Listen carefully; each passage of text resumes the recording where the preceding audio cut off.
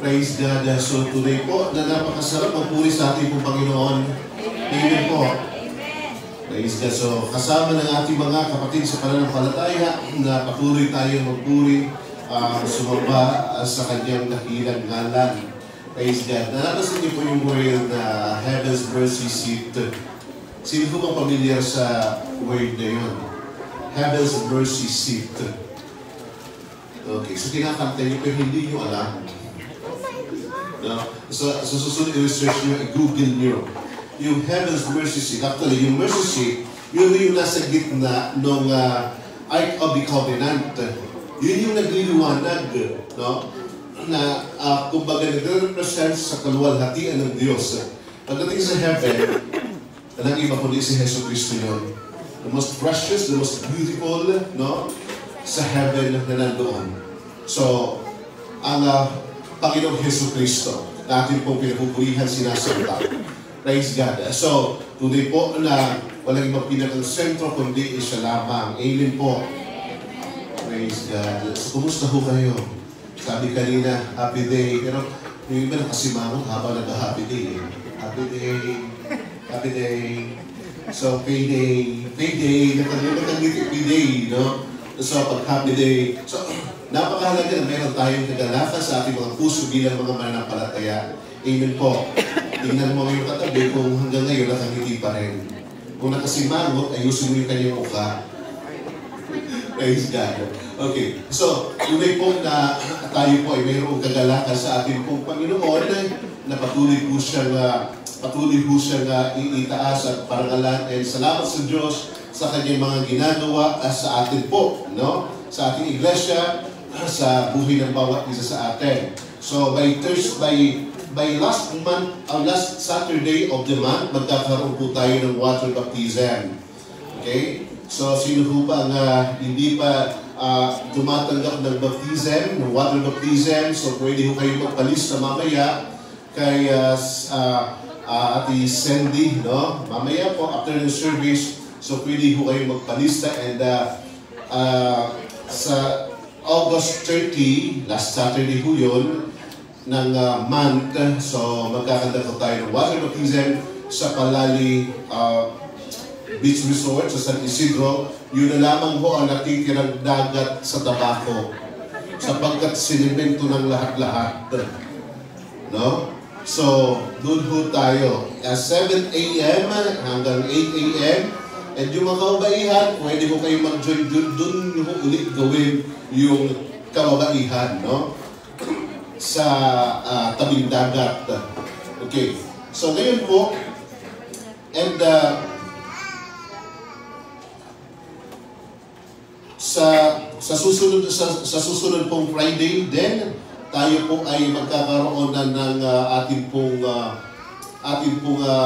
light Bible Training School, no? So, ang ating pong subject na pag-aaralan is Cults of Christianity, no? Yung mga kulto ng Kristyanismo. Ano ba yung kultong yun? Ano? Hindi ho multo, mga kulto. So, pag-aaralan ho natin yun, na-identify nyo.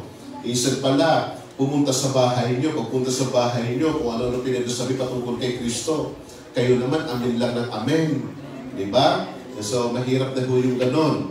So, next Friday ho, mag-start na ng pag-aaral ho natin. No? So, ng Cults of Christianity from 6 p.m. to 8 p.m. ng gabi. So, magpalista ho yung lahat ng gustong mag-aral ng Cults of Christianity after ng service kay Ate Sandy pa rin po. No? So, minsan may iba sa inyong friend ko sa Facebook, kaya mainam nang huwag nyo nang i-accept yung friend request ko, nababantayan ko, no? Kahit na mga kulto, sa baba, naka-amen kayo, no? So, ang sino mang mag-share ng post na ito ay pagpapalain. Share mo naman. Nakalagay yung mga libo-libong picture ng sangkaperahan, no? Amen. Ganun. So, hindi mo alam, kulto pala. So, pag-aaralan mo natin yan sa mga susunod, no? Hindi pa ho yan introduction, yan po ay announcement. So, okay, kumusta ho ang bawat isa sa atin? Eto, humihinga pa. Happy day. T-Day. Okay? So, purihin ang Diyos at nasa kalakasan ang bawat isa sa atin. Bagamat minsan may mga iniindang karamdaman. May kagalakan ang bawat isa. Bagamat minsan may pinagdadaanan. Bakit po? Iba kasi ang mayroong Kristo sa buhay. So, tunay po na walang ibang pumupuno sa Kanya kundi si Lord. Walang iba siyang ibang pinakapag-asa kundi tanging si Heso Kristo. No? So, salamat po sa Diyos. So, ngayon po umaga, ang ating pong pag-uusapan, why church matters. Mukhang kayo din po yung nasa picture. So, why church matters? Bakit po mahalaga ang iglesia para sa atin? No? So, bakit kinakailangan tayo nakikipag-fellowship? And napakahalagang pag-aaral ngayong umaga patungkol po sa katotohanan ito na tayo po ay tinawag ng Diyos na maging kabahagi ng Kanyang iglesia. So, tayo po ay sumandaling yumuko at tayo po ay manalangin sa Panginoon. Hallelujah. Aming Diyos, pinupuri ka namin, dinadakila. Salamat po dahil tunay ang iyong kabutihan ay patuloy po namin nararanasan. And sa umaga po ito, O Diyos, hindi mo namin masasabi sa aming sarili na kami ay survival sa araw-araw, but kami po, O Diyos, ay mga overcomers, Lord. Sapagkat tunay ang buhay namin ay na kay Kristo at natatago kay Kristo, kapag siya'y nahayag kami, mahahayag na kasama niya. Dakilang Diyos, ngayon po umaga, patuloy ka namin itataas, mamupurihan sa pamamagitan ng iyong salita na aming pong pag-aaralan. At hayaan mo, Lord, na namang katotohanan aming tanggapin. Loobin mo, O Diyos, na ito po'y tumatak sa aming puso at isipan nang sa gayon, Lord, itong aming panghawakan, lakaran at ipamuhay ng iyong katuwiran at kabanalan patuloy pong mahayag sa amin. Dakilang Diyos, dalangin po namin na sino man ngayong umaga ang pumunta sa iglesia ito na may mga alalahanin, kabigatan, may mga pasan-pasan, dakilang Diyos, abutin mo nga po sila ng iyong makapangyarihan at mapagpalang kamay. Maranasan, Panginoon, ang iyong pagkilos, O Diyos, at walang sino mang uuwi ngayong umaga na hindi na pagpapala. Bagos, Lord, ngayong umaga, lalabas sa bawat isa na iyong pinagpala, mayroong kalayaan, mayroong kagalakan na nagmumula sa iyo. Nawa, O Diyos, masumpungan ng bawat isa ang tunay na kagalakan sa iyong presensya. Dalangin po namin, O Diyos, na patuloy ka magpakahiyagan sa puso ng bawat isa. Patuloy ka pong mag-usap. Purihin ka po, Diyos. Ito pong aming samang dalangin sa pangalan ni Jesus na aming Panginoon. Amen and amen. So why church matters? Bakit po mahalaga ang church? Bakit tayo nandito sa church? Bakit kinakailangan natin mag-church? Okay? So, bakit ipinagkaloob ni Lord ang church? So, nawa, hindi mo tayo nandito sa loob ng church lamang dahilan sa at least pagkapanahon ng sermon, nakakatulog ako dahil ng aircon. No? At least panahon ng praise and worship, nakakatanong, nakakalundag kaysa sa magsumba. So, okay na sa church. So, mahalagang alam mo natin yung purpose. Bakit tayo nasa loob ng church? Bakit tayo nandito? Okay? Sabihin mo sa iyong katabi, ikaw ay tinawag ng Diyos.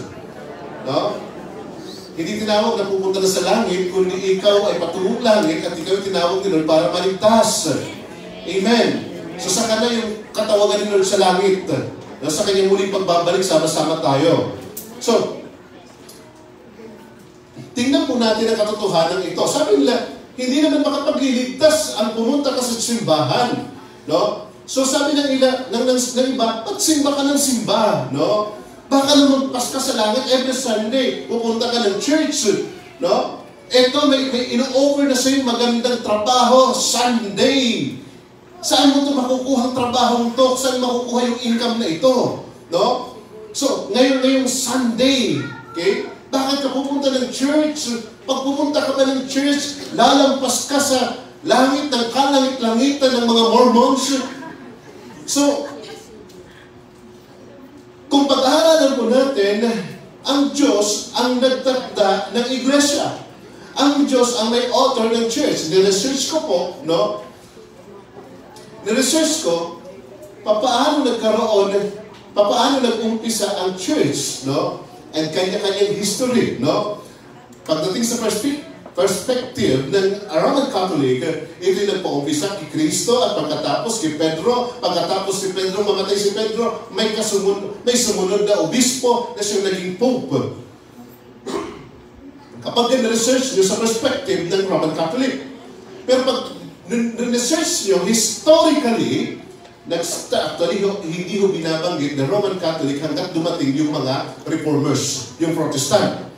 Para ma-identify kung ito'y panibagong grupo na dumating o ito ay dating grupo. So, dun lang ho ginamit yung, kadalasan ginagamit yung Roman Catholic. Okay? But originally, kung titingnan po natin, walang ibang may akda ng church kundi ang Diyos. Okay? Inilagay ka ni Lord sa kanyang iglesia. And ang bawat isa sa atin ay iglesia ng Panginoong Jesus. Talagang maunawaan po natin ito. Na ang church, hindi yung building. Kasi kapag kalumbas tayong lahat dito sa lugar na ito, no, ito ay ordinary building lamang. At ang church ay yung mga mananampalataya na nagkakatipon-tipon sa ngalan ni Jesucristo. No? Yung church, yung mga tao na tinubos ng dugo ni Jesus. Yung church, yung mga naligtas. Yun ang iglesia. Okay? Kaya kung saan tayo magkita-kita, palagi mayroong church. No? Yung mga kapatiran na palagi nasa Loga West, mayroong church pala sa Loga West. No? Bakit? Nandun yung mga kapatiran nagsisharing, nag-i-evangelize. Okay? So, kung saan tayo magtipon-tipon, yun ang church. Okay? Kahit sa mga bahay-bahay, yun ay church. So, mahalagang maunawaan po natin, and ang church ay naipanganak lang after nung mabautismuhan ang mga mananampalataya sa Espiritu Santo. Sa Acts chapter 2, doon nag-umpisa po ang iglesia, ang church, ang mga mananampalataya na nagkakatipon-tipon, nagpapalakasan po sila sa kanilang pananampalataya. At mahalaga ang church. Bakit? Ito na yung pag-uusapan po natin. Okay? So, why church matters? So, why church attendance doesn't save you? Totoo po ba o hindi? No? May liligtas ka ba na pupunta mo sa church o hindi? Lahat na nagsasabi maliligtas, taas ang kamay. Maliligtas ka kapag pumunta ka sa church, no? Lahat na nagsasabi hindi maliligtas kapag pumunta sa church, taas ang kamay. Maraming hindi sigurado. Kaya ngayon, uunawain ho natin ang katotohanan ito para matiyak ho natin. Ganito ho, while church attendance doesn't save you, neglecting it will spiritually starve you and weaken your walk with Christ. Okay. No? Pwede niyo i-copy ho yan, no? Na katotohanan iyan. Hindi ka maliligtas ng pagpunta mo sa church, no? Ang pagpunta mo sa church ay palatandaan lang na ikaw ay ligtas. Anong pinagkaiba ng dalawa? No? Hindi lahat ng pumunta sa church ligtas, no? Hindi lahat hindi rin kaparaanan ng kaligtasan ang pumunta ka sa church, no? Pero bakit ka pumunta sa church? Sapagkat ikaw ay ligtas na. Okay? Ikaw ay tinubos ka ng dugo ni Kristo. Ngayon, bahagi ka na ng kanyang iglesia. Nakikiisa ka na. No? Ngayon, bakit nandiyan ang church? Sabi mo dyan, neglecting it will spiritually starve you and weaken your walk with Christ. Hindi mo maaaring sabihin na ikaw ay Kristiyano pero hindi ka nakikibahagi sa iglesia, darating ang araw, manghihina ka. Wala bang Kristiyano nagsabi na nasustain niya yung kanyang pananampalataya na siya'y mag-isa lang. Hindi ka tinawag ni Lord para i-isolate ang iyong sarili. Tinawag ka ni Lord para maging kabahagi ng kanyang iglesia upang mapatatag, lumalim at lumago. No? Sapagkat na-born again ka. So anong ina-expect ni Lord? Ang isang mananampalataya, ang isang na-born again, inaasahan ni Lord na siya'y magpamature. Siya'y lalago sa pananampalataya, siya'y lalalim sa pagkakilala kay Jesucristo. No? Na kanyang i-embrace yung katotohanan ng salita ng Diyos. No? Mas lalalim yung kanyang pagtitiwala kay Jesucristo na siyang Panginoon at tagapagligtas ng kanyang buhay. So kung walang fellowship, sinong magtuturo? Kung walang fellowship, minsan hinang-hina ka na, saan ka kukuha ng Diyos ng kalakasan? No? Okay, mag-pray tayo, kailangan natin ng prayer. Ang problema minsan, may napapansin ako, no? Ang problema minsan, lalong-lalo na yung mga intercessor na walang taga-correct. Dumarating ang time na nagiging extreme ho sila. At meron tayong tinatawag na new, yung NAR, no? New Apostolic Reform. No? Matitindi ho ang grupong ito. Sa kadahilan na may mga extreme teaching ang mga grupong ito na nakakakita ng kung ano-ano. Although, maaari sabihin natin na yun ay mga vision na kanilang nakikita. Okay? Pero may mga extreme, walang taga-correct sa kanila. So pwede natin sabihin, nag-pray naman ako, nagbabasa naman ako ng Word of God. No? Unawain mo natin, bakit hindi ka pwede, hindi mo dapat i-isolate ang iyong sarili bilang mananampalataya. No? Salvation is through Christ alone, not church attendance. Ang kaligtasan mo ay nakabatay lamang kay Jesucristo. Nanampalataya ka kay Jesus as your Lord and Savior. Wala nang iba. Siya lang ang Panginoon at tagapagligtas dahil sa kanyang dugo na ipinahid sa Old Testament, mayroong blood. No? Bagamat sinasabi natin, naligtas ka dahil manampalataya ka sa Kanya. Ang pananampalataya lamang ay hindi sasapat para maligtas ka. Mahalagang totoo ang iyong sinasampalatayanan. Sa Old Testament, ang mga Israelita naligtas dahil sa dugong ipinahid sa kanilang mga amba. Nung dumaan yung anghel ng kamatayan, no?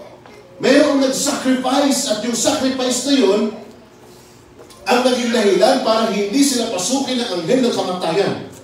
Tayo naman pong mga believer, no? Hindi ka na maaaring parusahan ng Diyos sapagkat pinahiran ka na, hinugasan ka na ng dugo ni Jesus. Matapos mong pagtiwalaan yung kanyang ginawa doon sa krus ng Kalbaryo. No? Bayad ka na. So, wala ka ng pagkakautang, meron ka ng kalayaan sa harapan ng Diyos. So, salvation is through Christ alone. Ephesians chapter 2, verse 8 to 9. Sabi ng talata, For it is by grace you have been saved. Biyaya ng Diyos ang kaligtasan mo. Hindi sa pamamagitan ng mga religious activity. Hindi sa pamamagitan ng pagsusumikap mong abutin ang Diyos. Hindi ito sa pamamagitan ng pagluhod mo mula sa kanto ng LCC papunta sa Light Church. No? Sapagkat sabi mo, ang tindi ng kasalanan ko, para mabawasan ang kasalanan ko, maglalakad ako nakaluhod mula sa LCC papunta sa Light Church. So, hindi ka naligtas sa ganung kaparaanan, hindi ka naligtas sa ganung kalagayan. Sapagkat ang kaligtasan ay regalo ng Diyos. Ang kaligtasan ay tinanggap mo mula sa Diyos. No? Sa pamamagitan lamang ng Jesucristo. Hindi ka humingi, pero ibinigay ng Diyos. So, salvation is through Christ, no? For it is by grace you have been saved through faith. And this is not from yourself. Maliwanag, no? Hindi ito mula sa iyo. Ito ang kagandahan. Walang sino man sa atin na maaaring sabihin natin na parang kompetensya ang dating. Na mas malaki ang ginawa ko kay Lord, kaya mas may pabor ako kay Lord. Hindi ho. Pantay-pantay ang biyaya ni Lord sa lahat. No? Pantay-pantay, gaano mang kalaki, kaliit ang tingin mo na pagkakasala mo sa harap ng Diyos, pantay-pantay ang kanyang biyaya na ipinagkakaloob sa atin. So hindi ito sa pamamagitan ng pagsusumikap, hindi ito sa pamamagitan ng sariling gawa, kundi regalo ng Diyos. So that no one can boast. No? Walang sino mang maaaring magyabang sa harapan ng Diyos. We are saved by grace through faith, not by works or religious rituals. Okay? Kung inaakala mong naligtas ka dahil perfect ang attendance mo, hindi ho, ano? Maling pananaw ng kaligtasan natin sa pamamagitan ng attendance. Maling pananaw ng kaligtasan natin sapagkat palagi kang nag-pray. Sapagkat we are saved by grace, through faith. Nagtiwala ka kay Jesus. Nagtiwala ka sa ginawa ni Jesu Cristo sa krus. Kaya naligtas ka. No? Pinatawad ka sa iyong kasalanan. So hindi sa pamamagitan ng mga religious ritual. Mahalaga maliwanag mo ito. No? Going to church doesn't make you a Christian or more than standing in a car, in a garage makes you a car. Ito na yung sinasabi ng nakaraan ni Pastor Richie. Hindi nangangahulugang nasa Jollibee ka, palagi ka nasa Jollibee, magiging bubuyog ka. Hindi nangangahulugang nasa garahe ka, magiging kotse ka. No? Hindi nangangahulugang nasa church ka, magiging Kristiyano ka.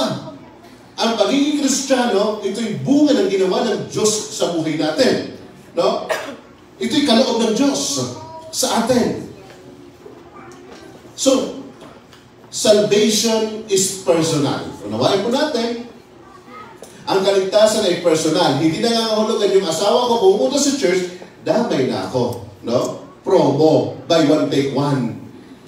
Ligtas na rin ako, mag-asawa tayo. No? O, magulang ko, Kristiyano na din ako. Hindi. Sapagkat ang pagiging Kristiyano, ito'y personal. Amen. Masasabi natin personal sapagkat bawat isa sa atin ay haharap sa hukuman ni Kristo. Hindi mo maaaring iasa ang kaligtasan mo sa kapatid mo. Hindi mo maaaring iasa ang kaligtasan mo sa magulang mo. Alam niyo, nung maliit pa ako, minsan kasi, ang haba ng prayer. May prayer meeting sa bahay, gabi. No? Yung kinabukasan, may pasok pa. No? So minsan, alas 9 na, narinig ko nag-pray. Minsan, kapag nagtitipon, may mga panahon, nasa kwarto ako, nakikinig ako ng prayer meeting sa bahay. No? And then, dahil sa haba ng prayer, okay, mag-join na ako sa kailang prayer, and sa kalagitnaan ng prayer, pipikit ako, no?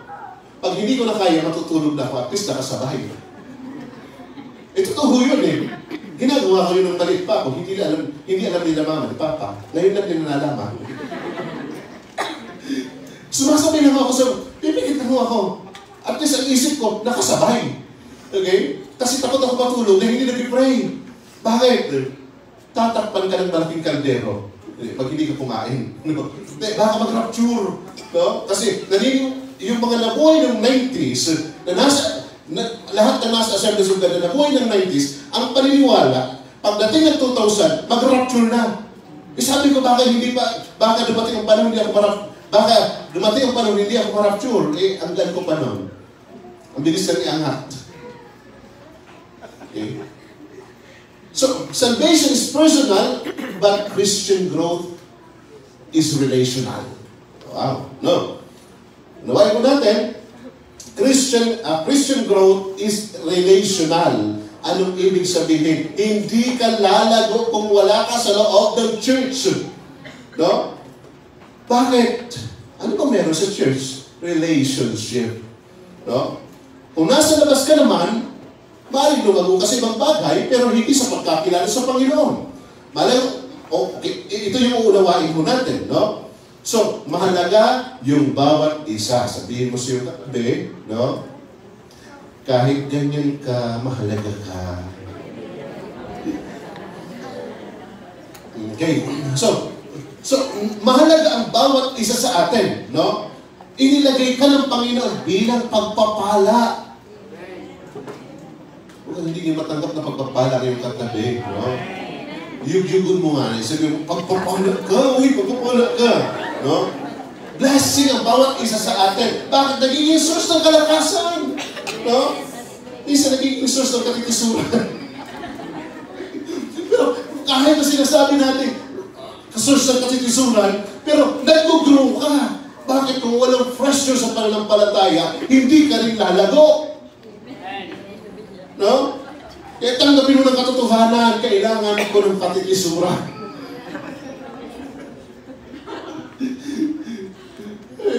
Kasi may mga sumimangot eh. Minsan kailangan mo natin. Bakit? Kung walang pressure sa pananampalataya, hindi ka lalago. Kailangan ang matitisurin, hindi ko lumalago. No? mananatili kang immature. Noong nakaraang Sunday, tinignan natin yung mga sign ng immaturity. Okay? Pero, tingnan po natin ito. Bawat isa sa atin ay pagpapala. No? Sabihin mo sa iyong katabi, kaya mahalaga, palagi nasa gawain ka.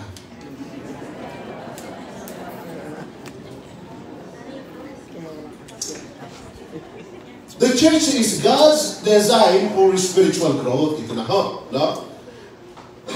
Ang church, ang iglesia, dinisenyo ni Lord para bawat isa sa atin lumago. Ano ho yung word na paglago? Kung paano ikaw nung panahon ay bata, no, unti-unting iniiwan mo na yung ugaling bata. Ikaw ay lumalago na. And napakalaga na yung paglago. Kung nung araw, iniisip mo, no, palaging maglaro, gumawa ng bahay-bahayan. Ngayon, hindi na bahay-bahayan ginagawa mo. Totoo ng bahay. Okay? Sapagkat iniiwan mo na yung pagiging bata, lumalago ka na. Kung noong araw, mayroon kang teacher magtuturo ng A, B, C, D, E, F, G, no, iwan ko kung nadagdagan na ngayon yung Z. No? So, kumbaga, dumarating ang panahon na tayo ho ay nag-grow sa ating personal na buhay. So, gayon din po, tayo po ay lumalago sa ating spiritual life. No? And mahalaga po sa ating spiritual life, mahalaga yung ating paglago. Bakit po? Kasi nasusubok ito kapag may mga circumstances dumarating sa buhay natin kung paano ka mag-response. Malamang palagi meron kang anxiety kapag dumarating na yung mga problema. No? Palagi kang stress at hindi mo na alam kung anong gagawin kapag wala kang grow sa yung spirituality. No? Although, tinatamaan naman talaga tayo minsan ng stress. Tinatamaan tayo ng anxiety. Pero may mga pagkakataon minsan na kapag hindi ka lumago, ang solusyon mo palagi para sa samantalang bagay. Na kung saan minsan, ito rin ang magiging sanhi o magiging dahilan ng ikapapahamak mo. Mga bagay na temporal na solusyon. So, tingnan po natin, okay, ang katotohanan ito.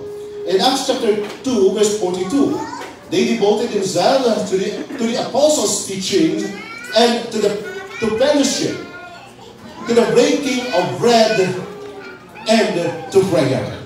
And the word na they devoted themselves, no? Mahalaga ho yung pagiging pakikipag-isa ho natin, no? Devoted, no?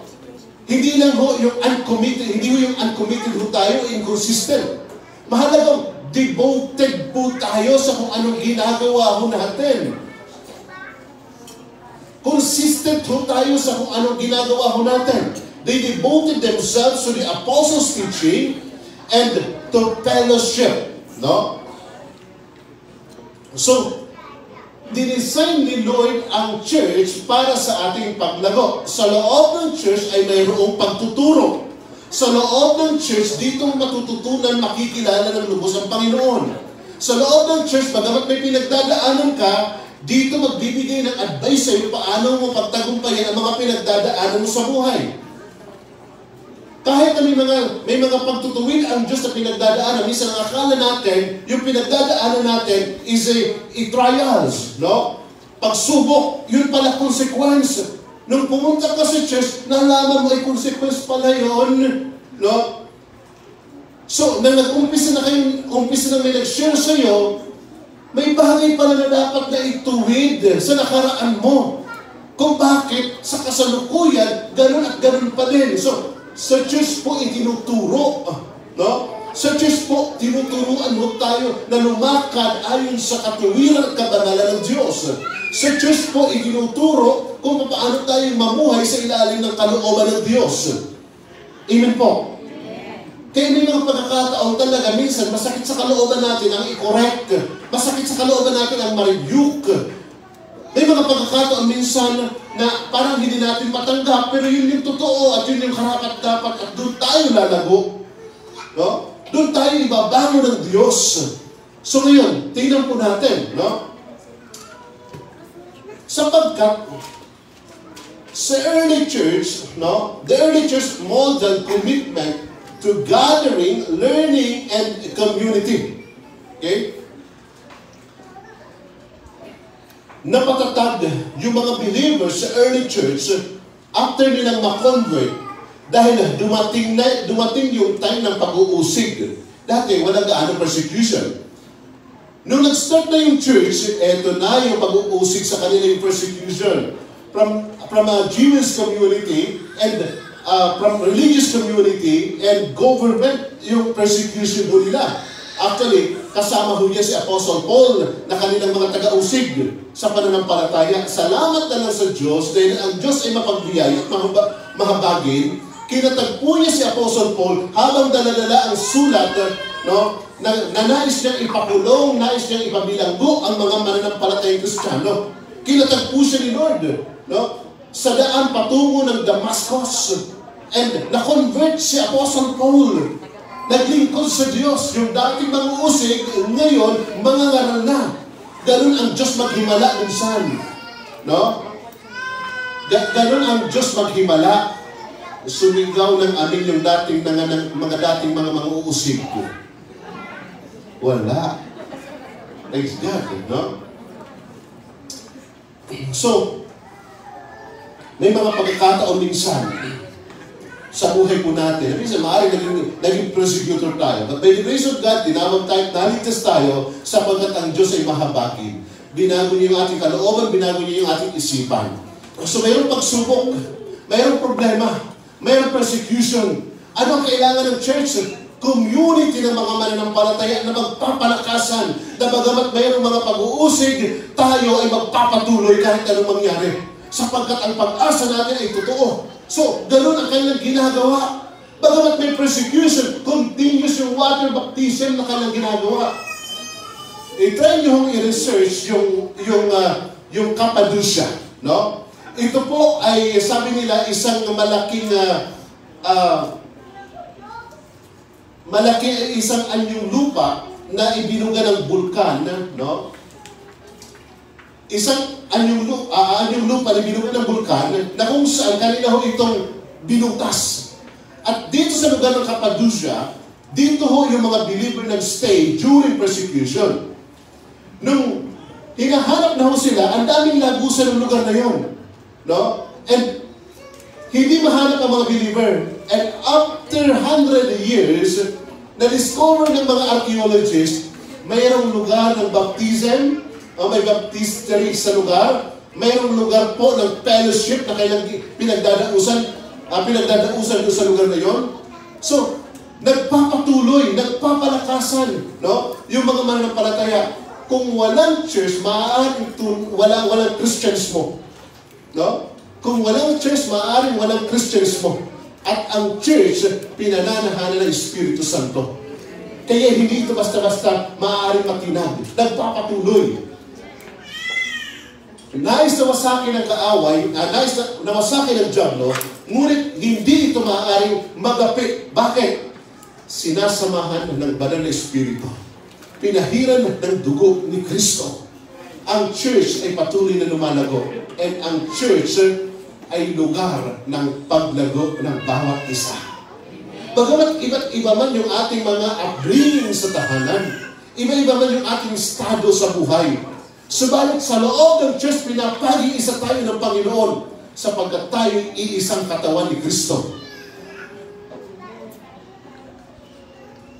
Sa church, mayroong kumustahan, may palakasan, may panalanginan, may paalalahanan. Christianity is not meant to live in isolation. Okay? Christianity is not meant to live in isolation. Hindi ka mag-grow kung ang pananaw mo, pwede kang maging tagasunod ni Kristo kahit hindi ka sumusunod sa kanyang kalooban. Minsan, para tayo nagreklamo, sa mga gawain, Bakit? May Sunday worship na, may midweek service pa. Ano ba naman si Pastor? Ang dami kong trabaho. Nakakapagod ang mga gawain. Pagkatapos, gusto pa kong papag-enroll sa School of Workers. Ano makukuha ko dyan? And then gusto pa akong ilagay sa small group. Gusto niya siguro tumira nila ako sa church. After ng small group, meron pang fellowship, yung mga department, yung kamabaihan, yung kalalakihan. Yung mga panahon, nagreklamo ho tayo. Taas ng kamay ng mga reklamador. Remember the church. No? The church is God's design for your spiritual growth. No? Dinisenyo ni Lord ang iglesia para sa iyong paglago. Bakit may Sunday service? No? May Sunday service para for fellowship, magpalakasan, nag-worship tayo, wala tayong mga itinatas ko rin si Lord. Hindi ang pangalan ng kung sino, magbibigay tayo ng pangako. No? Hindi ito yung church na pagkatapos, attend ka kasi after ng service, mayroong 1 kilong bigas na ibibigay sa'yo. Hindi ito yung church na attend ka sapagkat pagkatapos mayroon tayong networking. Hindi ko. Nakasentro kay Kristo, si Kristo ang ating pag-asa, si Lord naman pinagpapala ako tayo. No? Bakit mayroong midweek? Design ito ni Lord para sa paglaguho natin. Huwag ho natin panghinayangan ng mga bagay-bagay para sa ikalalago ng ating pananampalataya. Para tayo lalong lumalim. Amen. Bakit may school of workers? Para hindi ka madaya. No? Kung ano mang katuruan ng daigdig na ito. Sa panahon natin ngayon, matindi ang mga teaching. No? Matindi mag-indoctrinate sa school. No? I-indoctrinate yung idealismo, mag-indoctrinate mag-indoctrinate yung kulay rainbow. So, sino ngayon na magtuturo ng katotohanan? Ang church. Amen. Wag mo natin gawin lang ang church na parang parte lang ng buhay ko pagka-Sunday.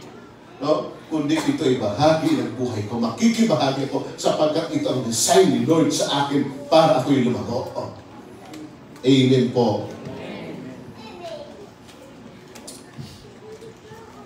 Sabi ko dyan, ang isa daw po, actually uling na yan eh. No? Dito tayo sa kahoy. Sa mga nagbabagang kahoy na umaapoy, kapag tinanggal mo yung isa, darating ang panahon, ano mangyari sa kanya? Manghihina at darating ang time, mawawalan po siya ng apoy. So wag po natin i-isolate ang ating sarili. No? Bagkos i-involve natin ang ating sarili sa mga gawain. Amen.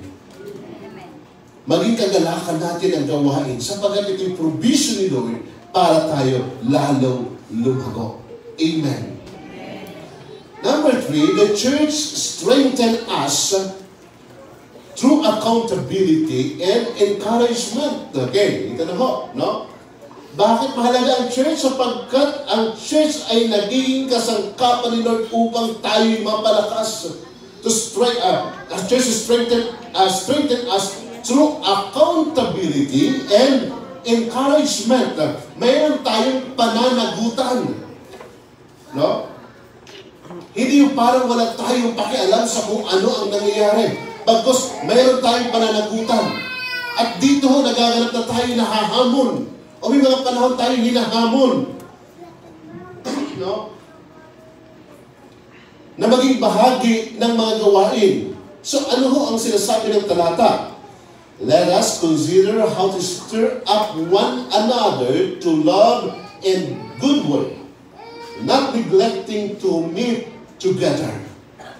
Sabi ho yan ng writer ng Book of Hebrews, no?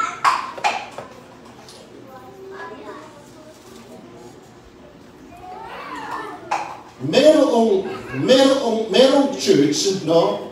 Para i-prepare ang bawat isa sa muling pagbabalik ni Kristo. Okay? Para mapatatag sa muling pagbabalik ni Kristo, no? Ang bawat isa. Kaya merong pagtuturo, merong pagpapalakasan dito sa church, no? May mga panangagahan mo, merong kwentuhan, merong sharing. Ano pinagdadaanan mo? Okay, pagbibay kita sa pinagdadaanan mo. No? Mayroong mga advice. Sagahan mo sa church.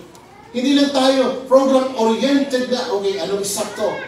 Anong oras ang start? Okay, so itong oras na ako pupunta. Magbigay ka ng allowance. No? Kapag pupunta ka sa church, bakit? Panahon ito ng palakasan. Panahon ito ng patatagan. Panahon ito ng panalanginan. Okay? So, tingnan po natin. Mayroong pagtuturo, no? Mayroong pagpapalakasan. Mayroong pagpapaalanan sa church. Ang lahat ng ginagawa sa udyok ng pag-ibig. No? Mahal mo yung kapatid, tutulungan mo, no? Palalakasin mo. So, dito sa church nangyayari. Pinanginahan ka ng loob, sa church ka pumunta. Pakiramdam mo hopeless ka, sa church ka pumunta.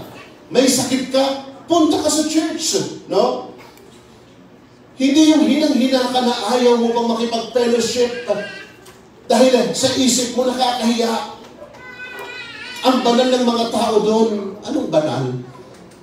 No? Yung mga ganun tayo palagay.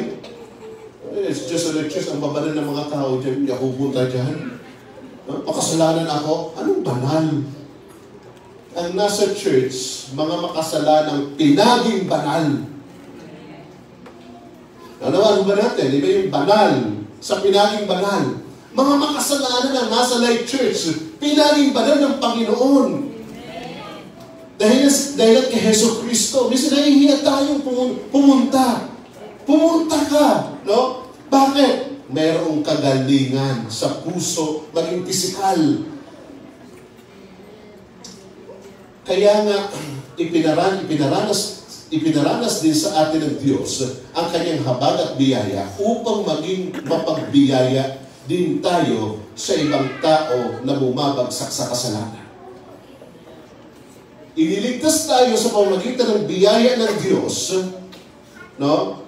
Naging mapagbiyaya sa atin ang Panginoon upang yung mga bumabagsak, maging mapagbiyaya din tayo sa kanila. Once na hindi tayo naging mapagbiyaya sa iba, darating ang panahon na maaaring yung kinabagsakan nila, kababagsakan din natin. Nawain po natin ito. Bakit? Kasi may mga pagkakataon minsan na hindi mo maunawaan yung pinagdadaanan ng iba, ipararanas yun sa iyo ng Panginoon para maunawaan mo yung kanilang kalagayan at maging sa kanilang pagbangon. Dumarating sa panahon na minsan nangyayari ang ganun sa buhay po natin. Once na hindi tayo naging mapagbiyaya, no? Sabihin mo sa iyong katabi na nag-isnak, maging mapagbiyaya ka. Istik yung kinakain. Yung mapagbiyaya ka. So, napakahalaga. Sa church ko, makita ho natin yung grace, yung biyaya ng Panginoon. Amen po. So, kapag ka pinagaling ka, pinagtagumpay ka, pagka pinagpala ka, pinalakas ka, no? Huwag kang magliliwaliw kung saan-saan. Sa church, nasumpungan mo yung kagalingan. Sa church, nasumpungan mo yung kalakasan. Sa church, nasumpungan mo yung kasiglahan. Sa church, nasiglahan mo yung pag-asa. No? Matapos ng pagpalain, matapos ng palakasin, huwag kang magliwaliw kung saan manatili ka sa church. Bakit po? Sapagkat nais ni Lord na ang buhay mo maging pagpapala naman sa iba. Hindi ka pinalakas ni Lord para gamitin mo na kung saan-saan yung kalakasan, yung pananagumpay. Kundi manatili ka dyan sapagkat mayroong nanghihina sa church at kailangan kanila. Inilagay ka ni Lord sa church upang maging pagpapala sa iba. Amen po. Hindi lamang tayo tagahanap ng kalakasan, no? Ako lang palagi, ako nanghihina, no? Ako lang may pinagdadaanan. Buti pa sila. Hindi mo ganon, no? Kapag ka pinalakas ka naman ng Panginoon, manatili ka. Bakit? Merong iba dyan na may pinagdadaanan, magiging pagpapala ka sa kanila kung ang kanilang pinagdadaanan mo. Amen. So, ganun po ang purpose ni Lord, no? Manatili ka sa church bilang kabahagi ng katawan ni Kristo. Maglingkod ka, maging pagpapala ka sa iba, maging kalakasan sa mga nanghihina, maging biyaya sa mga dumaranas ng kawalan ng pag-asa. Ganyan po ang iglesia ni Kristo. No? Ganyan po ang iglesia ng Panginoong Jesucristo. No? Mayroong kalakasan. Praise God. Maaaring malakas ako ngayon. Tutulong ako sa iyo na nangihina ngayon. At bukas, maaaring baliktad na. Ako naman yung nangihina, at ikaw naman ang malakas, tutulungan mo naman ako. Ganun po ang church. No? Nasabihin mo nga sa iyong katabi. Hanap ka ng katabi kung wala kang katabi. Nasabihin mo sa iyong katabi. No? Maaaring ikaw malakas ngayon, at ako mahina ngayon. Tutulungan mo ako. Kung bukas mahina ka, at ako naman ang malakas, tutulungan naman kita. Bilang iglesia, magtutulungan tayo. Amen. Palakpakan natin ang Panginoon. So, mayroong pagtutulungan, mayroong pagpapalakasan sa church. Ganon ang church. Amen. No? Lalong-lalo na kung sa church ang mapapangasawa mo. Amen. Nasa church yung mapapangasawa mo. No? Malimas na mga nandito, mukhang okay, sila na ho. No? May mga pagkakataon minsan, no? May mga youth, makinig kayo, no?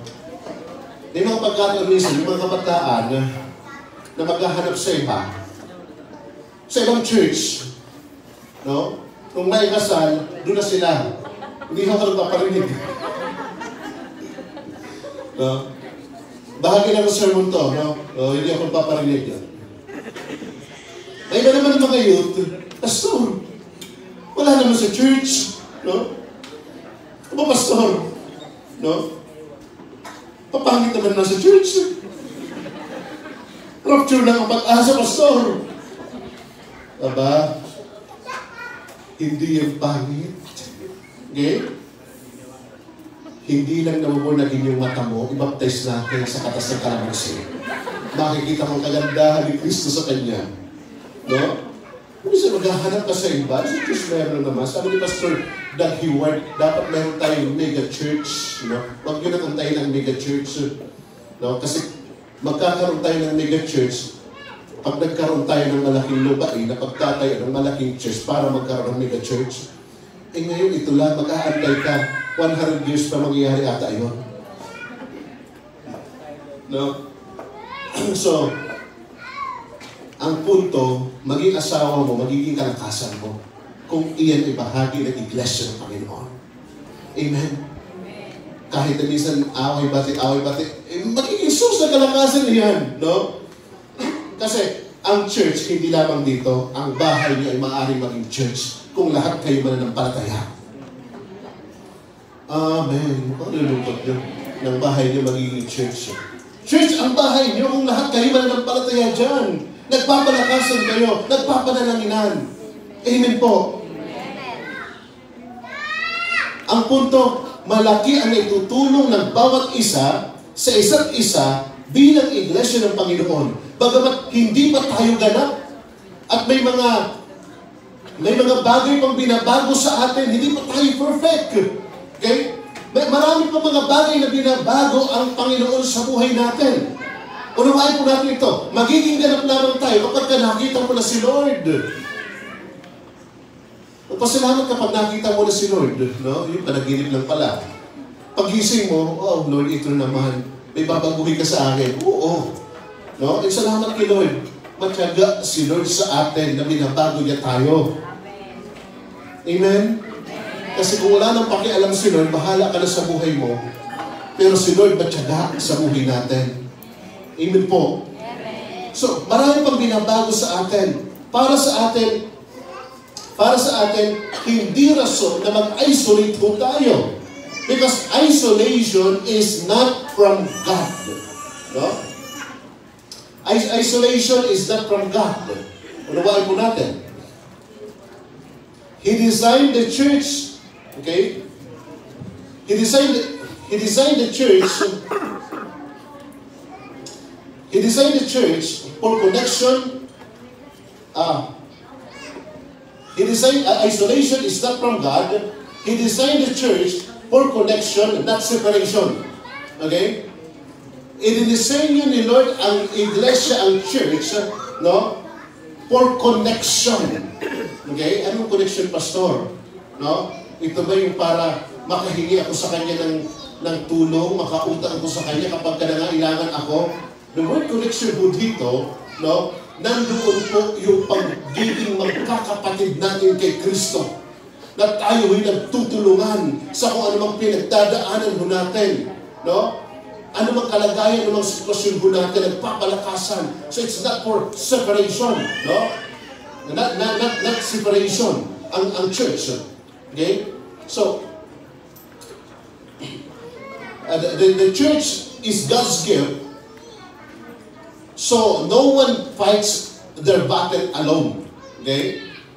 Ang iglesia daw po ay kaloob regalo ni Lord, kaya wala hong lumalaban sa kanyang laban na siya'y mag-isa lang sa laban. Walang Kristiyano nakikipaglaban na mag-isa lang siya sa laban. May kasama ho tayo sa pakikipaglaban. Tutulungan ka ng iyong kapatid in prayer. Number 1, prayer. Ano bang maaaring itulong niya sa iyo, gagawin niya. Bakit? Magkakapatid tayo. Walang Kristiyanong mag-isa lang na nakikipaglaban sa kung anumang laban sa buhay. Kailangan natin ang bawat isa, ang isa't isa. No? At dito ho, tayo ay patuloy na magtatagumpay. So, pansin niyo po, no? Wala pang nag-isolate ng sarili na nag-grow. Ewan ko, sino naka-experience na after na makaranas ng hindi maganda, in-isolate ang kanyang sarili, hindi na ako makikibahagi. Baka masaktan niya ako. Ang tanong, tayo ba ay nag-grow?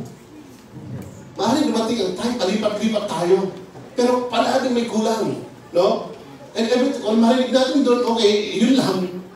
Pero parang walang patutunguhan. Okay? So, ngayon, minabuti mo, okay, ito na lang ako. Dito na lang ako. So, hindi na ako mag-join. Wala pang nag-isolate na nag-grow. Minsan, feeling niya lang na nag-grow siya. Pero, subukan mong dumating yung pressure at ganun pa rin ang magiging reaction niya. No? Pag dumating yung mga pagsubok, ganun at ganun ang mangyayari. Ganun at ganun ang magiging reaksyon sa mga pagsubok. Bakit? Hindi naman kasi nag-grow. And kung na-experience mo natin yan, tayo mismo mag-agree. No? Na walang totoong growth sa pag-isolate ng sarili. Na hindi tayo maging kabahagi ng gawain ng Panginoon. No? Example, natisod, huminto, hindi na active sa fellowship. Hindi na active sa mga gawain kasama ang mga kapatid. Pero nakikinig naman online. Kapag hindi niya nagustuhan, papatayin niya, hindi yung pastor, yung phone. Pakiramdam niya, ayos yung heart niya. Ngunit kapag dumating ang totoong pagsubok, dumating ang totoong laban, yung pressure sa buhay, kung mainitin ang ulo niya, hanggang ngayon, mainitin pa rin ang ulo. Bakit po? Kasi in-isolate ang kanyang sarili. O hindi na nag-grow. Halimbawa, problemado ka sa personal mong buhay. Bigla ka nag-isolate. No? Tapos sasabihin mo pa, hanapin ko muna ang sarili ko, maglalagay ako ng lost poster sa kanto. Ngayon, ang totoo, yung personal problem, no? Personal problem pa din iyan at hindi yung nagwawala na nawawala madalas pabigat ng pabigat pa hanggang sa mag-anxiety attack. Bakit? Kasi nag-isolate ka ng iyong sarili. Imbis na punta ka sa mga kapatiran, magpalakas sa kapatid na pinagdadaanan ko, pag-pray mo naman ako. Kapatid, ano masasabi mo mula sa salita ng Diyos? Kasi kapag nagbabasa ako ng Bible, yung mga letra lumilipad na. Kapatid, tulungan mo naman ako. Sabi ni kapatid, may sabi ka ata, ibang nakikita mo. At least si kapatid nagsasabi, no? Tutulungan ka ng iyong kapatid sa pananampalataya na lumago. Tingnan mo yung katabi kung pagpapala sa iyo.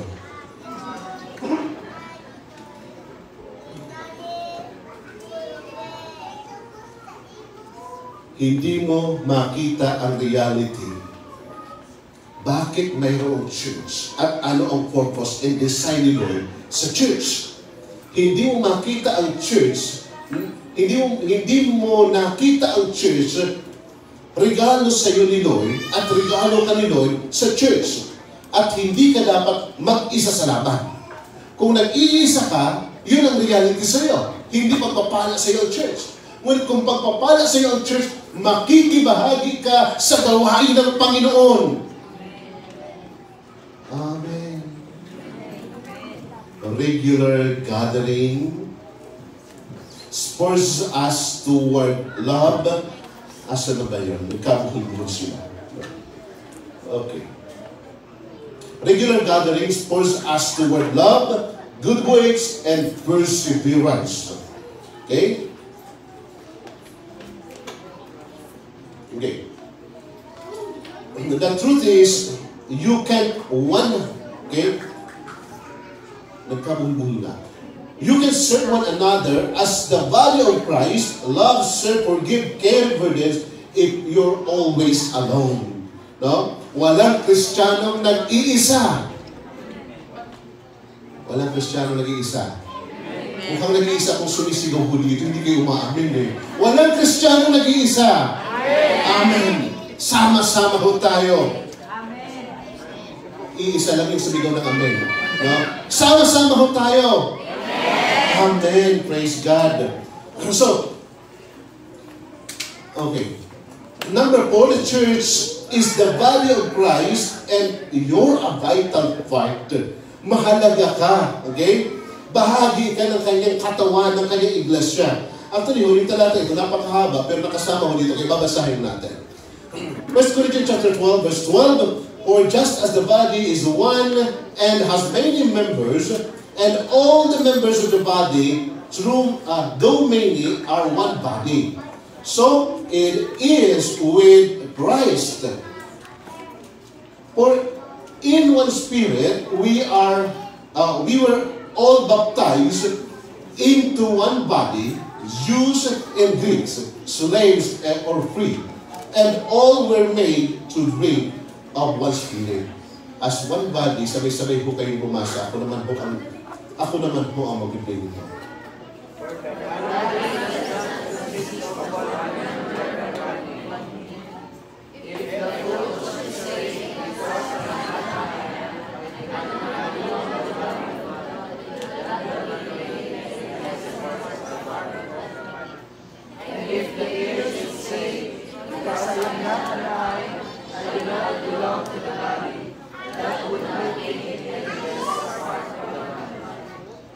The whole body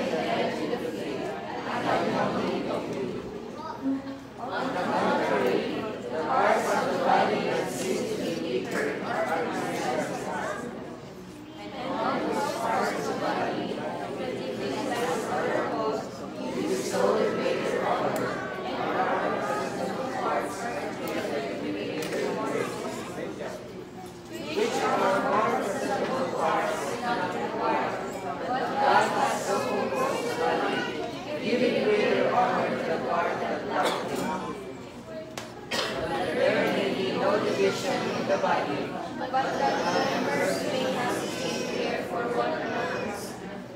if one member suffers, all suffer together. If one member is honored, all rejoice together. Now you are the body of Christ and individually members of it. Amen. So, ang topic natin ngayon, pabasa. Bahagi ka ng katawan, in-illustrate sa passage, inilarawan sa passage, na ang iglesia bilang katawan na mayroong iba't ibang bahagi. Sabihin mo sa iyong katabi, salamat na lang sa Panginoon at hindi kita kamukha.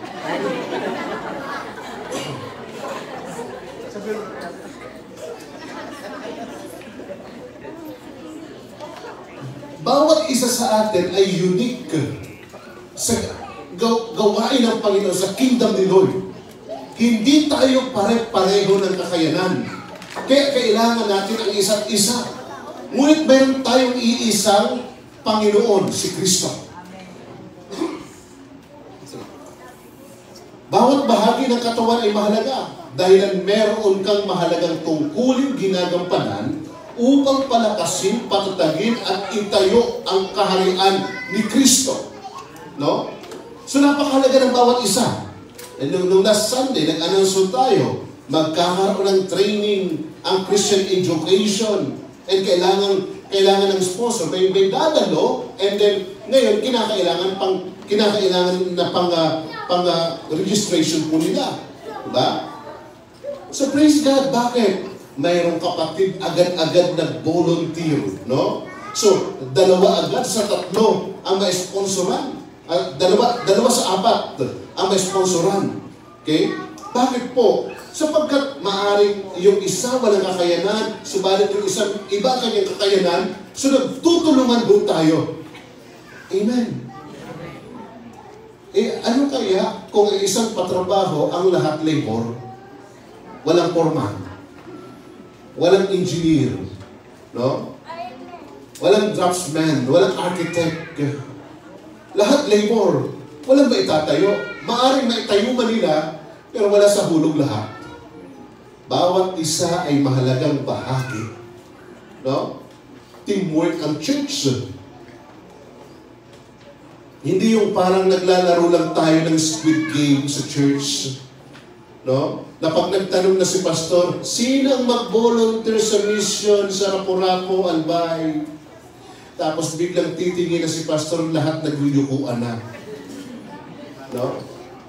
Bahagi ka ng katawan, may ginagampanan ka at mahalaga ka dahil may pinagagawa sa iyo si Lord. Napakahalaga ng mga bagay na ito, no? Na ating po ginagawa. So, tandaan po natin ang katotohanan ito. God didn't save us to be spectator, but participants. Napakahalaga yung maliit na ministry na meron ka, napakahalaga nun. No? Sa Korea po, may isang kwento si Pastor Boy Valdomarno na kapag dumating yung pastor, sasalubungin ko nila, nakapagay dalo ng payo. Pastor! No? Yung bit-bit ng pastor, kukunin na ng kanilang mga kabataan. Pagdating daw sa Pilipinas, andiyan na si pastor, tago na kayo. The point is, tayo ho ay tinawag ng Panginoon. Anong bagay na hindi kaya ng isa? No? Maaaring kaya mo. No? Nagtutulungan tayo para mapatatag ang kaharian ng Panginoon, para mapalakas at magawa po natin ano man ipinagagawa ng Panginoon. Amen po. Every believer has a role in building the church. Minsan sinabi po ni Pastor Reggie, kung wala ang church, walang pamantayan ang moral ng daigdig, ang moral ng daigdig. Refusing church involvement is like a hand refusing to be attached to body. It becomes useless and eventually lifeless. No? Nakakita na ho ba kayo ng paa na lumalakad mag-isa? No? Meron na ho ba? Basta meron ako multo. Kulto. Meron ho ba kayong daliri na nakita, pero buhay na buhay pa din, kahit na hindi nakaupo sa katawan? Kadalasan nakita ko, nasa garapon.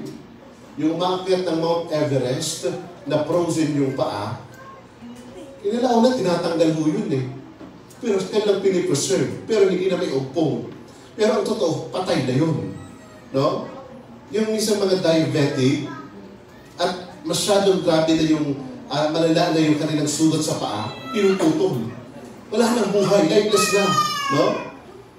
Tayo bilang mananampalataya, kabahagi ka.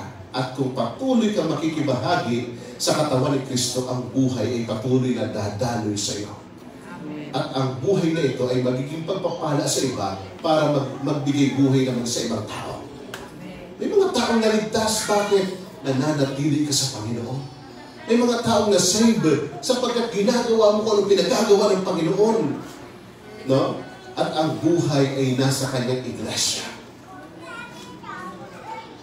Huwag natin hayaang maging lifeless, maging useless tayo, at maging lifeless kinalaon.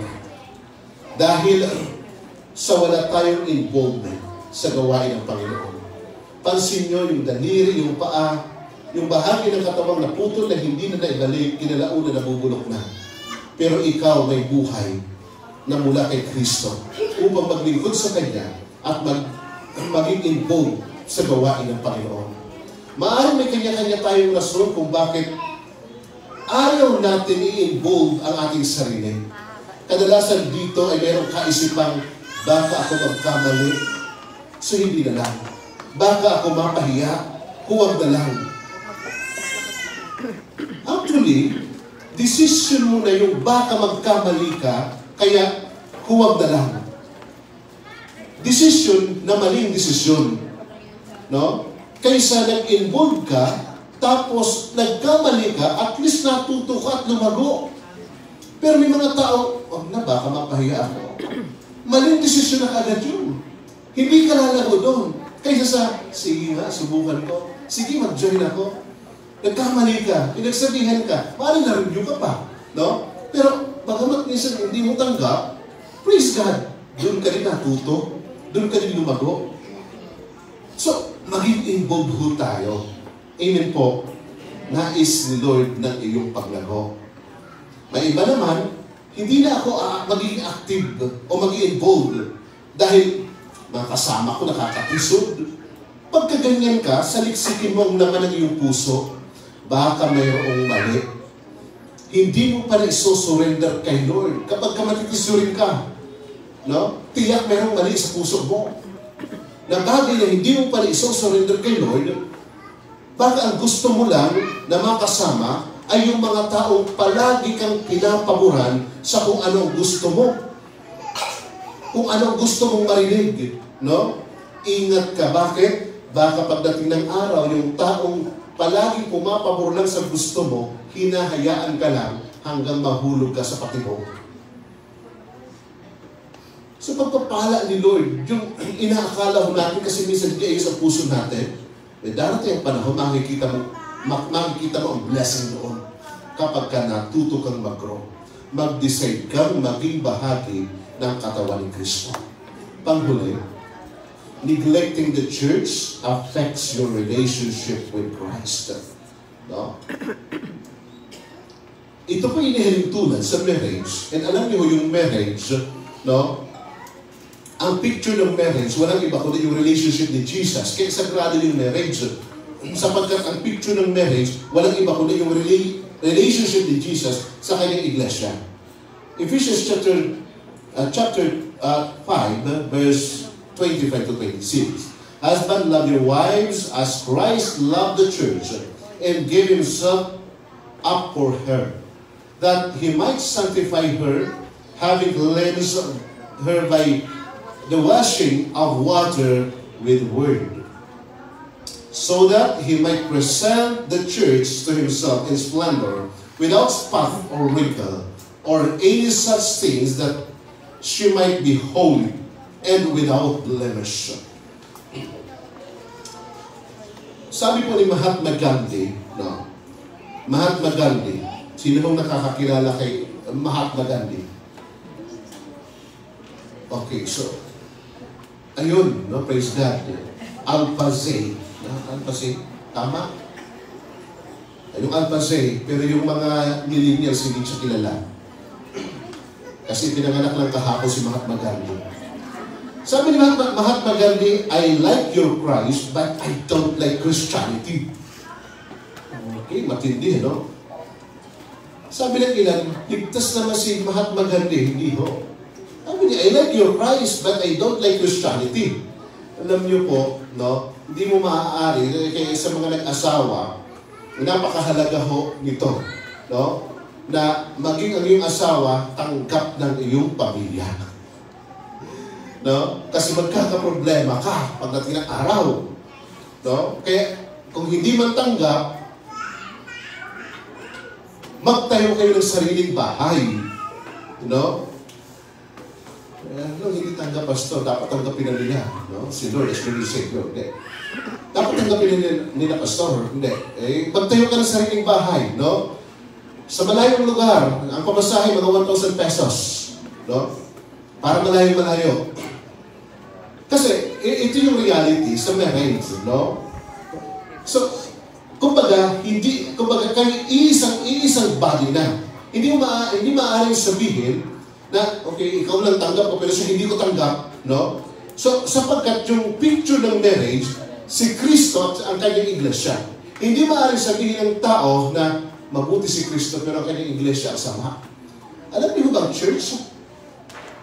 Tinubos ito ng dugo ni Kristo. Ito'y mahalaga sa Panginoon. So hindi natin maaaring i-chapuera ang church o ang ating kapwa-kapatid sa pananampalataya sapagkat iyan ay tinubos ng dugo ni Kristo. Kung tinanggap mo si Kristo, tanggapin mo ang kanyang iglesia bilang pampapala para sa iyo. At sa iglesia, maraming binabago ang Panginoon. Okay? Maraming pang inaayos si Lord. Si Mahatma Gandhi, minsan na-discriminate nang pumasok siya sa isang Methodist church. No? Ngunit, na-discriminate ho siya kasi Indiano ho siya eh. Pumasok siya sa church ng mga puti. So, ngunit po, tandaan po natin, hindi natin maaaring ihiwalay si Kristo sa kanyang iglesia dahil siya po ang nagpapanatili nito kahit na sa kasalukuyan imperfect ang church. Yung realidad, kung humiwalay ka sa church, no, humiwalay ka din kay Kristo. Dahil si Kristo ang ulo ng kanyang iglesia, tinubos niya ito, nilinis at pinaging banal. Christ loved the church and gave Himself up for her. To claim love for Jesus but reject His bride, the church, create spiritual disconnect. No? Inihihiwalay natin ang ating sarili. So, hindi. Ang church ay pagpapala sa iyo ng Panginoon. Manatili ka sa church at mararanasan mo ang proteksyon ng Panginoon, mararanasan mo ang pagpapala ng Panginoon, mararanasan mo ang pagnakaw. Huwag mong i-isolate ang iyong sarili bagkus maging kabahagi ng gawain ng Panginoon. Magala ka kapag mayroong mga pagkakataon na tayo makikipagtipon sa Panginoon. No? Hindi ito yung parang, nung na Sunday, nag-church pa lang ako, mag-church naman ako ngayon. No? Baka lampas-lampas na ako sa langit. Baka doon ako sa langit ng kalangit-langitan ng mga Mormons. No? Maraming langit ang Mormons. No? So, maging pagpapala sa atin, no? Yung tipong katatapos pa lang ng church service, pastor, no? Anong topic sa Sunday?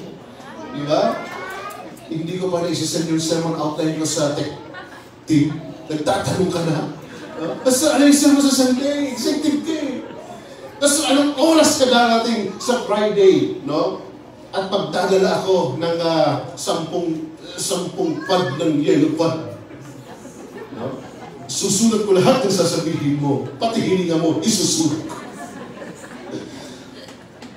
Kasi excited ka, meron kang kagalakan, di ba? Yung Martes pa lang iniisip mo, Wednesday na kaagad. Bukas, meron namang midweek, no?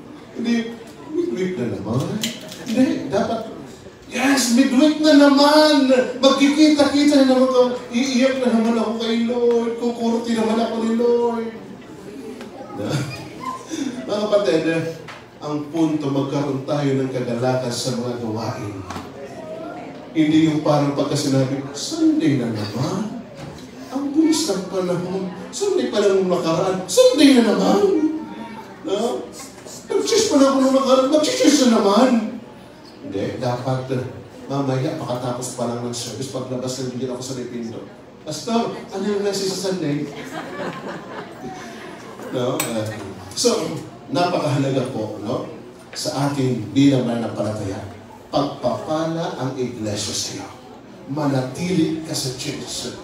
Tinubos ka ng dugo ng Panginoong Jesus upang maging pagpapala sa iba. The church, okay, you don't have to go home to be married, but if you stay away, love fades, communication breaks, and unity dies. No? So, ganun po ang mangyayari. Pagka nag-asawa ka, and then malayo ka sa bahay, sabi ni Pastor Clem Guillermo, kung kilala nyo, temporary separation is permanent separation. Hindi ina-advise sa mga mag-asawang pangmatagalang hindi nagkikita o hindi magkasama. No? Mag-abroad ng walang plano kung kailan babalik yung asawa, kasi hindi ho ito magandang palatandaan. At least mayroong plano kung mag-abroad pa. Tayo namang mga mananampalataya, hindi natin maaaring sabihin na okay na maging Kristiyano, hiwalik tayo sa Panginoon. Mga kapatid, mahalaga ho na manatili ka sa church. Manatili kang involved and magpatuloy na lumago sa Panginoon.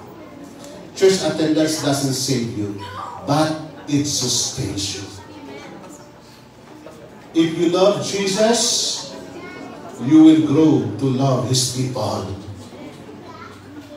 Tignan mo mga nasa kabila, nasa kanan mo, nasa likod mo, nasa harapan mo. Mahal mo ba siya? Sabihin mo nga, mahal ko na sa Panginoon. I love you with the love of the Lord. I love you with the love of the Lord. Hindi na peace be with you, peace be with you. Sa Katoliko lang yun. Sa atin, I love you with the love of the Lord. Lalago ka. Stay planted. Kaya huwag kang patanong-tanong. Kung nandito ka, dito ka na. No? Stay connected. Makibahagi. Stay strong.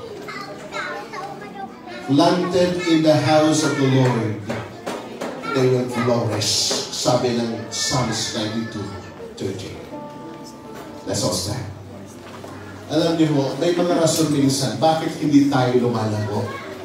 And malamang na tayo po ay may mga kanya-kanyang rason. Hindi tayo nag-involve sa mga gawain sapagkat meron tayong rason. Pero hindi ito makatutulong sa atin na tayo lumago. Hindi tayo nakikibahagi sa mga gawain. Pero alam niyo, ang church is blessing sa inyo ng Panginoon. And blessing ka sa church. Pagpapala ka, kapatid. No? Pagpapala din ang iglesia sa iyo. Kaya mahalagang manatili ka. Maging active ka. Ang tanong ngayon, ito. Anong uri kang bahagi sa katawan ni Kristo? Ikaw ba'y functional o hindi? Kung tingin mo, ina-isolate mo ang iyong sarili, na parang takot kang magkamali at baka kung anong masabi sa iyo, no? Lagi mong iniiwasan ang mga gawain, maging ang ministry. Kapag ka magsasabi na si pastor, sino gusto mag-volunteer? Walang tumataas ng kamay. Okay, kung sino lang makita ng mata ko, siya na.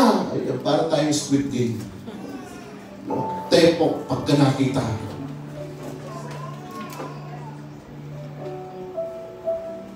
Parang iniiwasan na natin. Ayaw na natin ma-involve.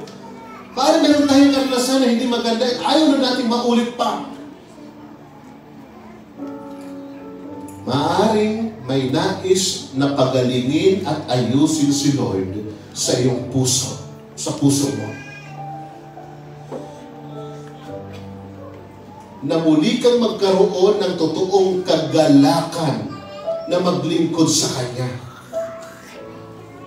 Tama na ang panahon ng pag-iwas sa mga gawain ng Panginoon.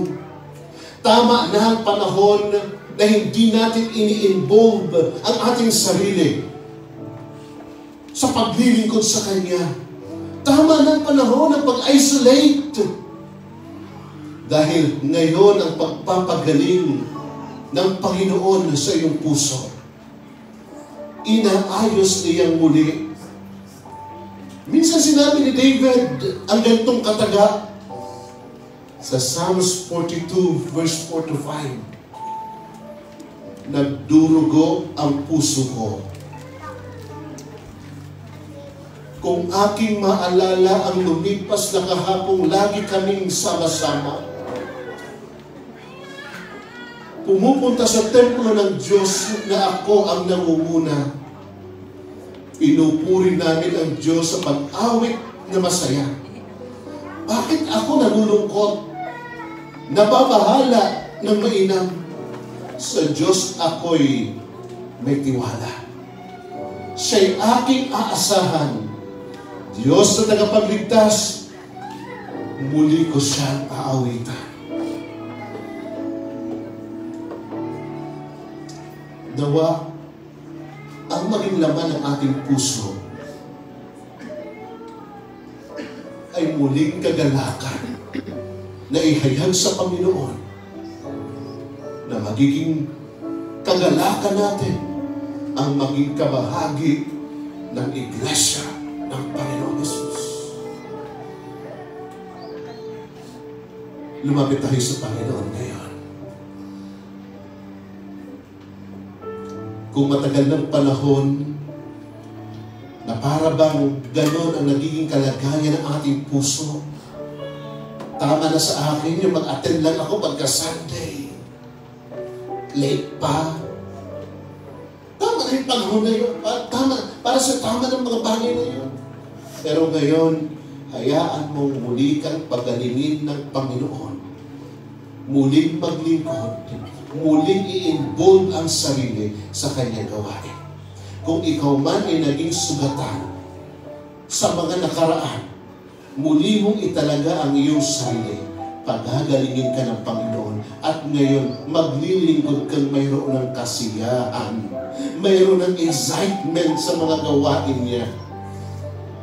And kung ngayong umaga ikaw man ito,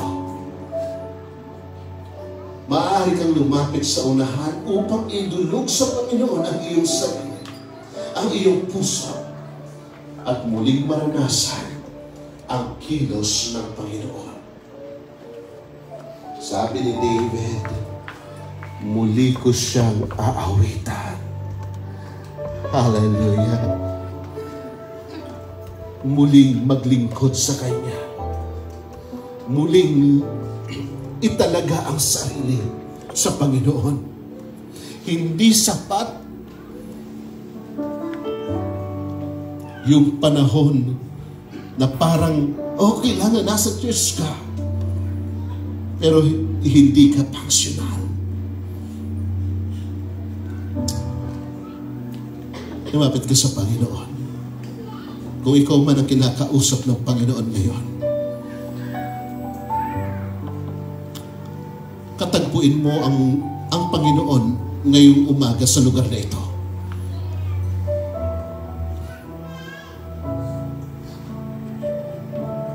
Maaring dinudurog ng Panginoon ang iyong puso sa katotohanan ng iyong tinanggap ngayong umaga upang muli kang pagkalooban ng kagalakan na maglingkod at makibahagi. Kung dati man minsan naging kagalakan mo, ang palagi excited ka sa gawain, ngunit yung apoy na ito minsan ang nawala at ngayon nasa ganun kang kalagayan. Ang Lord patuloy na magkakalob sa iyo ng panibagong apoy, ng panibagong kagalakan, panibagong excitement. Hallelujah. Hallelujah. Lumapit ka sa Panginoon, ikaw man ito. Awitin natin. Sa awitin, haawitin kita.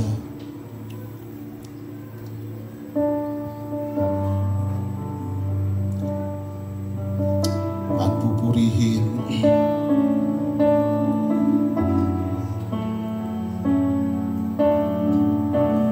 Hallelujah.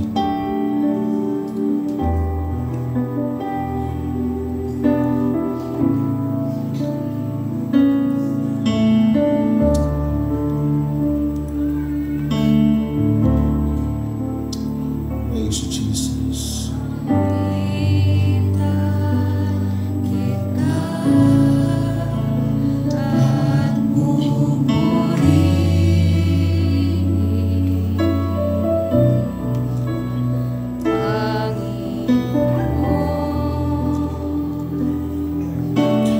Buti mo sa akin.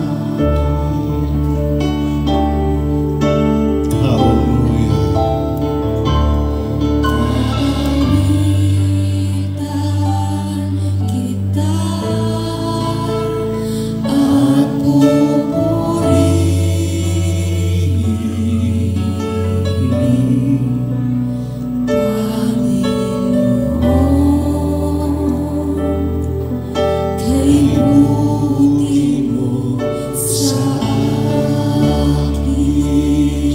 Hallelujah. Muli mong purihin, muli mong awitan ang Panginoon.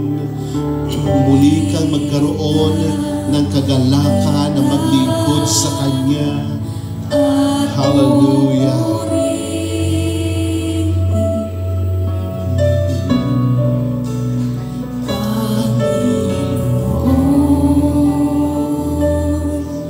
Kay buti mo sa akin. Yes, Lord. Hallelujah.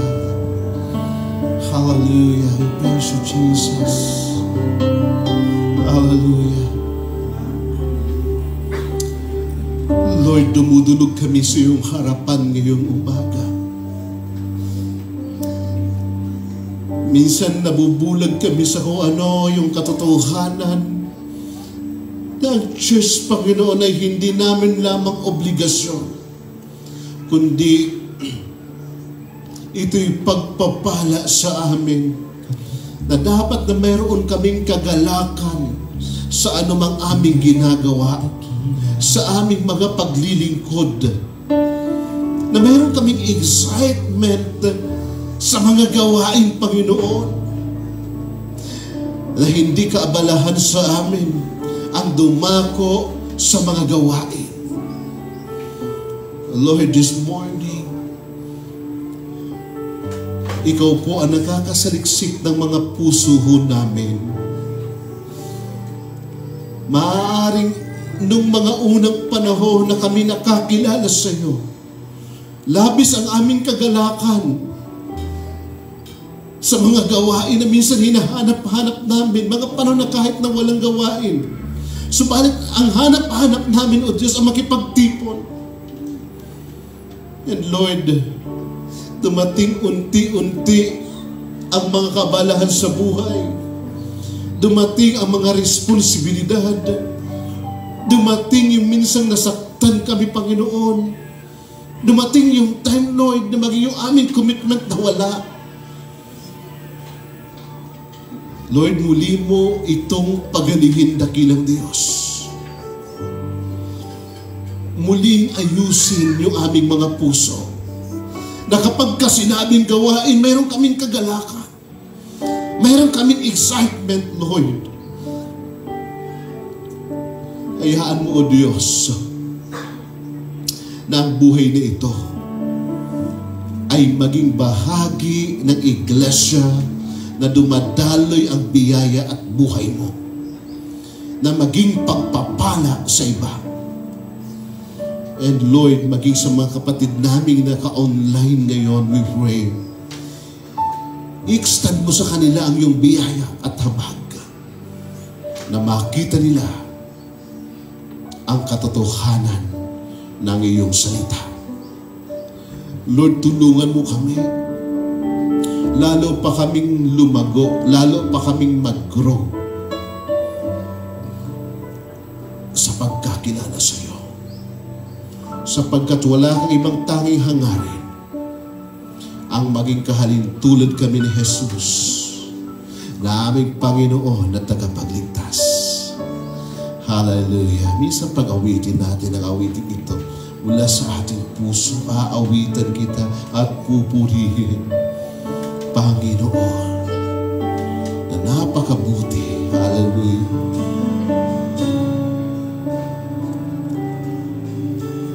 Kapatan mo, O Diyos, tunay dakila.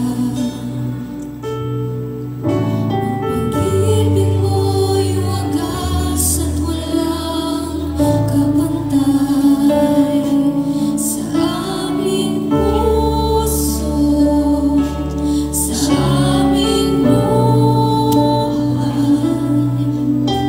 Mapurit pasambay iaalay.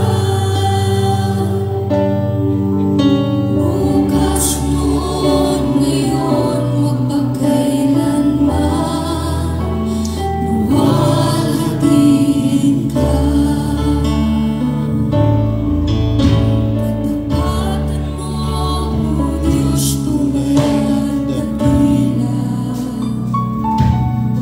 Ang pag-ibig mo'y wagas at walang kapantay sa aming puso, sa aming buhay. Mapurit pagsambay iaalay. Bukas noon, ngayon, magpakailanman, luwalhatiin ka.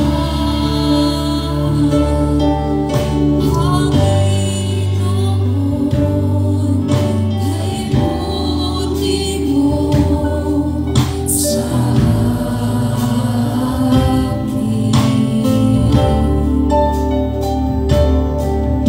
Ikaw naman ang tanging kong sasamahin.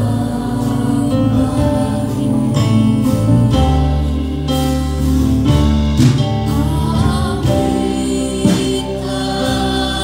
kita at pupurihin,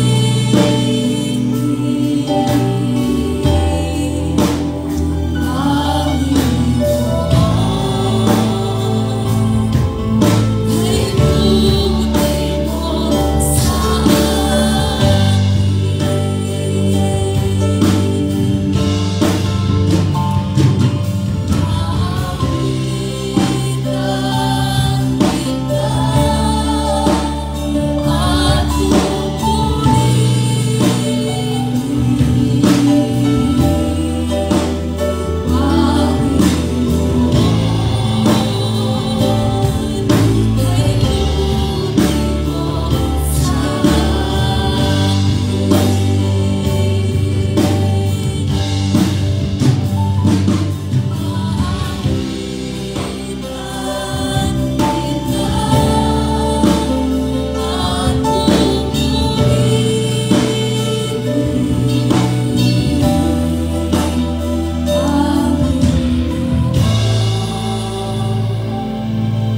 kay buti mo sa akin. Aawitan Hallelujah. Lord, salamat po sa iyong salita na amin po tinanggap. Salamat, Lord, sa panibagong kalakasan. Salamat sa tuwid pagtuturo mo. At ang buhay na ito, sa iyo lamang namin itinatalaga. Pagkalubahan ng kagalakan, sa mga bagay na pangwalang hanggan. Kagalakan sa mga bagay na ginagawa ho namin na ayon sa iyong kalooban, na mayroong paglilingkod sa iyo at magbibigay ng kaluwalhatian sa iyo. Salamat po, Diyos. Sa iyo lamang po ang pinakamataas na parangal, pagpupuri at pagluwalhati. In Jesus' name, Amen.